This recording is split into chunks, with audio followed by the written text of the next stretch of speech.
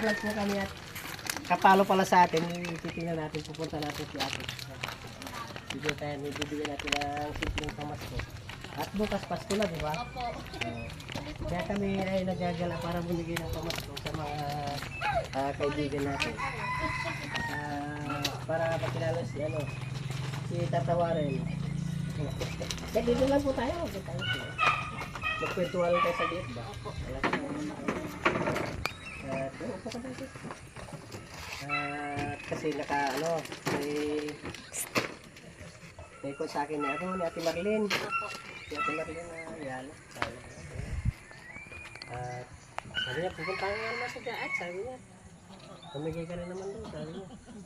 Kasi galing ko ng sa Maria, dyan sa Jose, San Andres.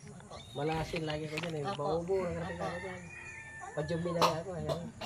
Punta ka naman sa Gaat. Sabi niya, kasi Gaat. Magkuha ka ng pangalan niya at pupuntahan ko. Kaya nagbigay ng 10 pupuntahan. Opo. Nakakailan na po kayong bahay?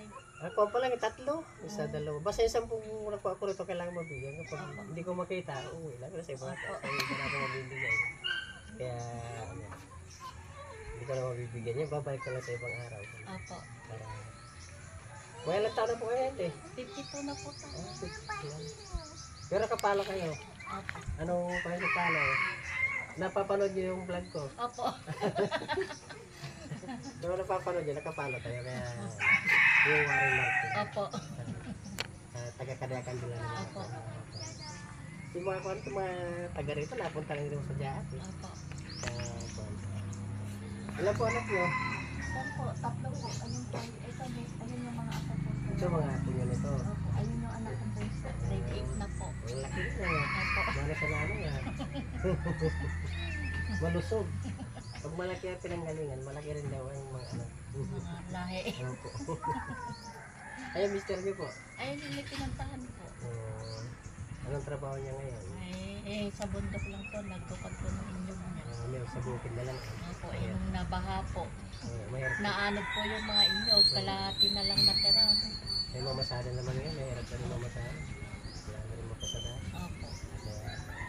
Mahirap ang buhay ngayon. Hindi ko po nagtipid. Wala eh.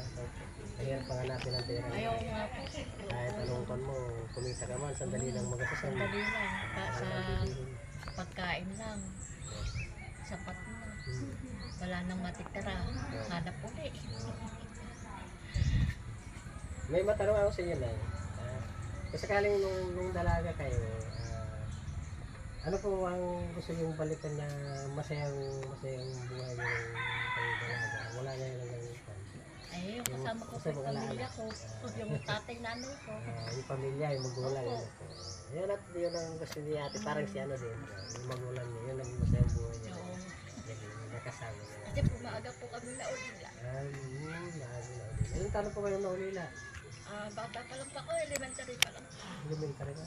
Bata pa lang kayo na mga bata pa talaga na ulila na kayo sa amin.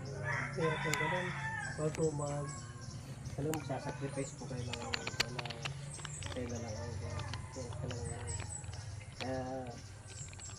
pag gano'n, paano ka isipin, paano ka magbubuhay, wala na yung magulang mo, kahirap lang yan. Wala kang masasabihan, yung kailangan mo sabihin sa magulang, wala lang, tutupan mo na lang, iiyak mo na lang, gano'n na lang talaga. Bali yung nakasama mo na kahit paano, hindi mo nakasama ng matagal. May ilang taon po kayo nang namatay? Yung nanay ko po, bata pa lang po ako, elementary pa lang po. Pero yung tatay ko, siya po ang maagang nauna kaysa sa nanay ko. Yung nanay ko kasi graduate na ako ng magdidibo na po ako nung nawala yung tatay, yung nanay ko. Yung tatay ko, elementary pa lang po. Lilang lubos ka rin.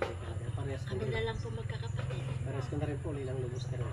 Kaya atin po naman kabusan, may gusto ko rin sa wala ka sabihin. Wala ka masabihan.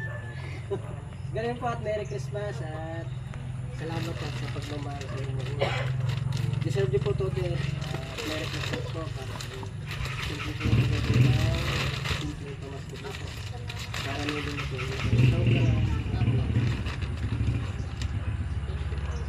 Ano sabi tayo? Yun at Nabigyan natin si ate. Ate, followers pala natin ito.